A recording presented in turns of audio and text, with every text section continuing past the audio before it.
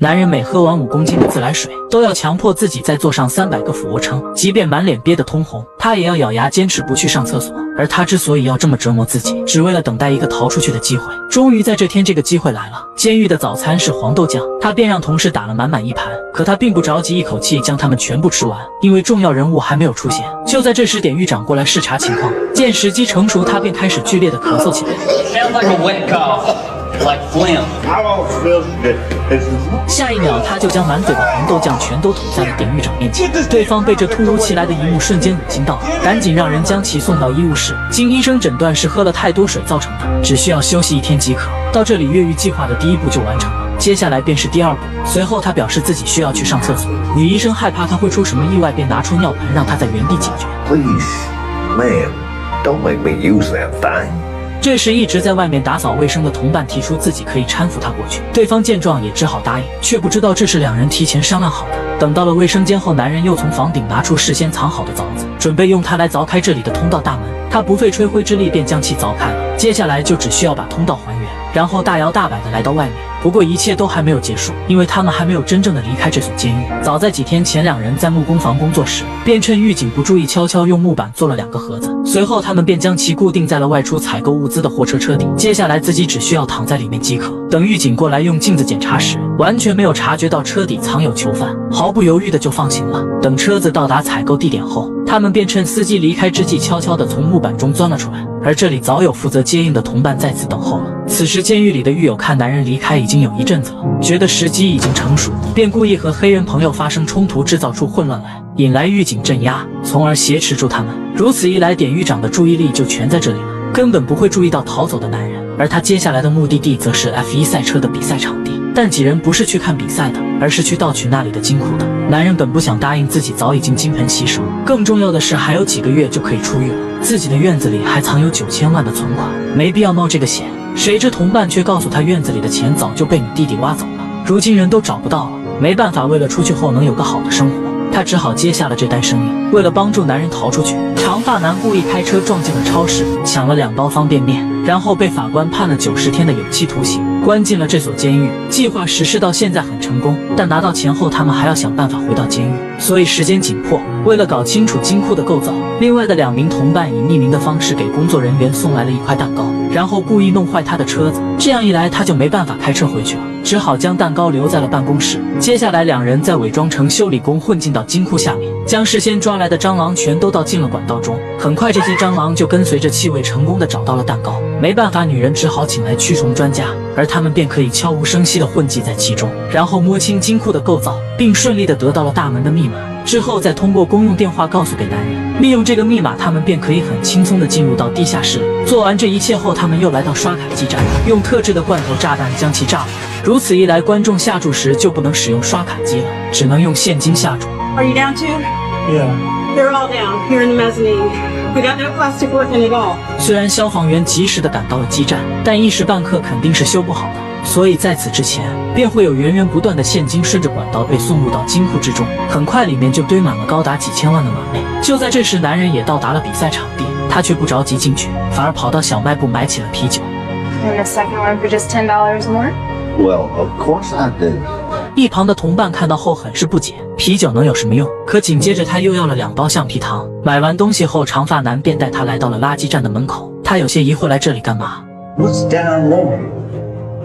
Paper roll. 还不等他反应过来，就被对方丢了下去。原来这里可以直通地下室。此时上面的比赛也已经拉开帷幕，所有人的注意力都被吸引过去，根本不会注意到有人在打金库的主意。看到如此精彩的赛车比赛，我真想驱车到现场去。说到车，我最近在瓜子二手车上买了台比亚迪汉，才花了9万多，比新车便宜10万，开起来跟新的一样。现在新车掉价，快买瓜子特划算。瓜子每台车都经过官方专业检测，能先试开3天，放心买就行。要是有旧车，还能放瓜子上全国拍卖。总之听我的，买卖二手车上瓜子就对了。因为提前熟悉过路况，所以他们很快就来到了金库下面。长发男的哥哥早已经等候在此了。接着他便将男人所需要的涂改液和一个塑料袋都交给了对方。2兄弟都不太理解，难道靠这些东西便可以打开金库的大门吗？在2人诧异的目光中，他将橡皮糖和涂改液都一股脑地倒进了塑料袋之中，最后再将袋子拧成一团。Hold on, that's it. We're supposed to believe that that's the thing. 虽然不理解，但长发男还是将管子递给了他。这时胡子男终于按耐不住了，上前询问道：“将这些东西混合在一起，难道就可以炸开金库的管道吗？”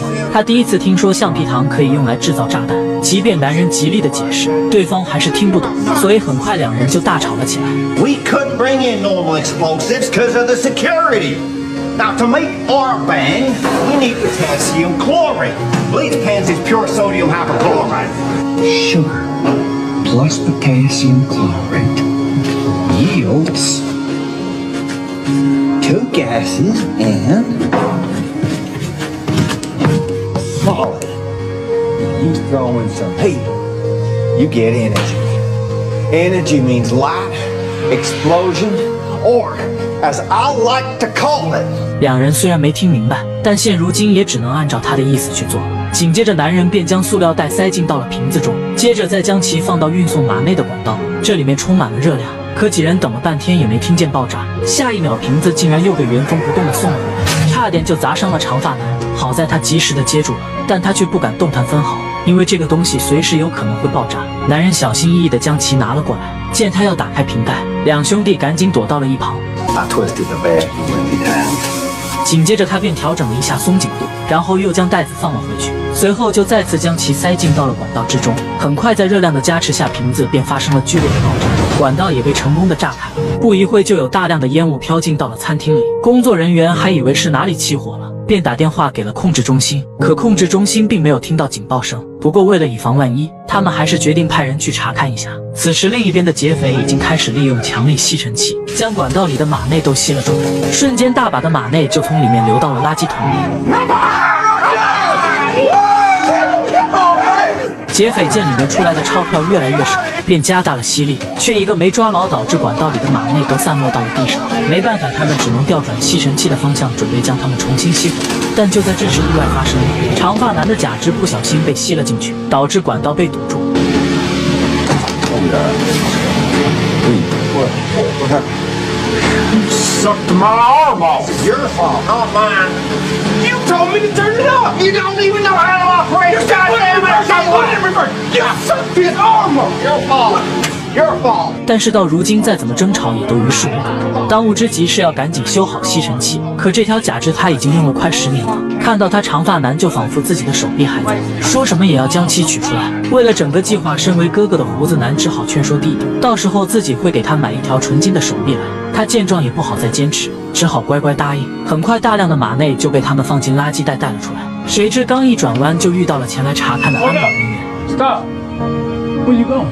两人对此却丝毫不慌张，表示自己是去倒垃圾的。随后对方便询问他们有没有闻到烟雾。 No, because we both lost our sense of smells when we was little.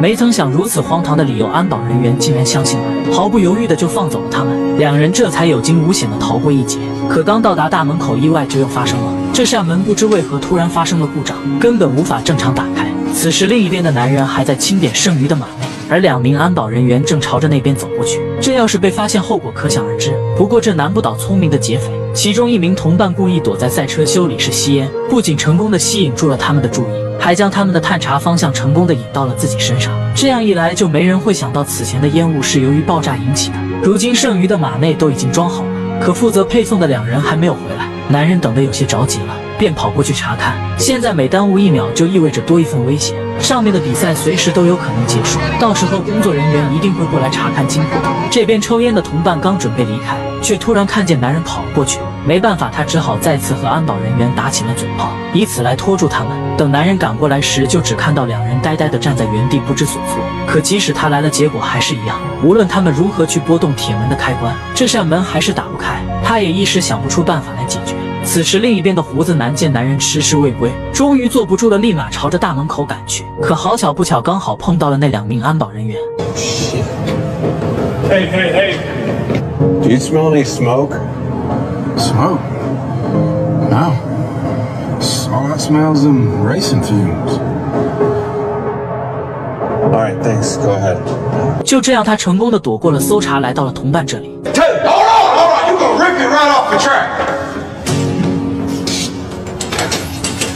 The chain's jammed. 忙活了半天，原来是链条卡住了，于是运送人员便再次出发了，而其余两人则回到了金库那里。这边的长发男还在寻找自己的手臂，但现在他们时间紧迫，就连胡子男的妹妹也不得不加入了进来。经过一番寻找，他也成功的为弟弟找到了假肢，将马内装进到垃圾桶后，他又擦掉了墙上男人写下的化学公式，然后又将金库管道重新连接了回去，接着再抹掉上面的指纹。每一步他都要做的细致再细致，凡是他们碰过的地方，他都要认真的来回擦上10几遍，以防警察到时候会追查到几人。不过带出来的马内他们不会立即带走，而是将其一做好记号，然后当垃圾掩埋起来，等比赛结束后再把他们挖出来即可。剩下的问题便是男人如何悄无声息地回到监狱里。不过他们早已经想好了对策，这就需要监狱里的狱友帮忙了。他们先是用巴豆将摄像头一一遮挡住，然后又拿来餐盘和锡纸将窗户都封了起来，为的就是不让典狱长看到里面的情况。等电视上的比赛差不多结束后，男人的回归计划也就正式开始了。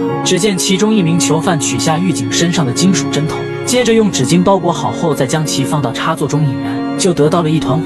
最后再利用这团火触发餐厅里的火警警报。典狱长虽然很愤怒，但为了防止里面的囚犯出现什么意外，还是叫来了监狱的火警。此时伪装成消防员的男人和长发男早已经等候在此了。等消防车出动后，他们便悄悄地趁机爬了上去，跟随着火警光明正大地回到了监狱。等其他人都下去救火后，他们又趁机偷偷跑下车，然后悄无声息地回到了医务室。就当消防员紧张无比地赶到火灾现场时，发现这只是囚犯们的一场闹剧，但他们还是强忍心中的怒火，用灭火器象征性地对着垃圾桶喷了一下。等女医生去病房查看时，男人已经乖乖地躺在了里面。对方怎么也想不到，在这短短的几个小时里，他已经跑出去完成了一起惊天大劫案。调查局的人虽然及时地赶了过来，但一切都已经为时已晚，现场也没有发现任何蛛丝马迹，几千万就这么悄无声息地不见了。不过他们还有一个目击证人，一个和长发男有仇的赛车手，他和同事在地下通道偶然碰到了正在逃走的两人，结果却被对方暴打了一顿。探员得知这个消息后，立马叫来了典狱长。可典狱长深知监狱里的事一旦暴露，自己的饭碗就很有可能不保。为此，他向探员隐瞒了囚犯暴乱的事，表示男人一直待在监狱里，不可能越狱。对方也不知道到底该相信谁，案件一时之间陷入了死局。但紧接着却发生了一件更离奇的事：胡子男离开后，竟将装有赃款的车停到了加油站，并在几分钟后报了警，让警察成功的拿回了那2000万。做完这一切后，他便悄无声息的离开了。而赛车场的老板在拿到钱后，又向保险公司索赔了1个亿。不久后，长发男便出狱了。就在他以为可以拿钱去过逍遥快活的日子时，妹妹却告诉了他一个坏消息，那就是他们的哥哥失踪了，并且还把2000万赃款还给了赛车场。另一边的男人在监狱里日子也不好过，由于上次喷了典狱长一身，对方仍旧怀恨在心，不仅对其侮辱，还将其暴打了一顿，最后又关进到了禁闭室。不过他并没有丝毫的愤怒，反而很开心，因为要不了多久自己就可以出狱了。他出来后迫不及待的就找到了长发男，可谁知对方却告诉他自己哥哥不见了，还把赃款还给了赛车场老板。没想到忙活了半天竟然白干了，但他也只能强忍心中的不甘回到了家中。就在他不知往后的日子该怎么过时，突然传来了一阵急促的敲门声。可等他开门出去时，又空无一人，只有一把铁铲放在走廊上。他以为是谁的恶作剧，刚准备转身回去，却忽然想到了什么，立马就拿起铁铲来到了自家院子里，二话不说就开始挖了起来。没想到下面竟然藏了几袋子的马内，足足有500万。原来之前那扇铁门是胡子男故意弄坏的，为的就是引开男人和其他同伙，好让自己的妹妹趁虚而入，然后利用10分钟的时间再次从金库取走2000万。这2000万则被他当成垃圾掩埋了起来，在找到机会后又重新挖了出来，然后把它分给了众人。没多久，负责在监狱闹事的同伴也出狱了。等他一出来，就看到一辆豪车早已经等候在此了，而车上则放了满满1袋子的马内，甚至就连负责金库管理工作的胖女人也得到了一笔精神赔偿费。很快这件事情就过去了1年，探员也一直没有查出这场大劫案的真相。不多久，赛车场的老板就撤销了案子，到最后亏钱的竟然是保险公司。而在胡子男的家里贴着一张纸，上面写着神偷世家的10条准则，其中1条便为不可贪心。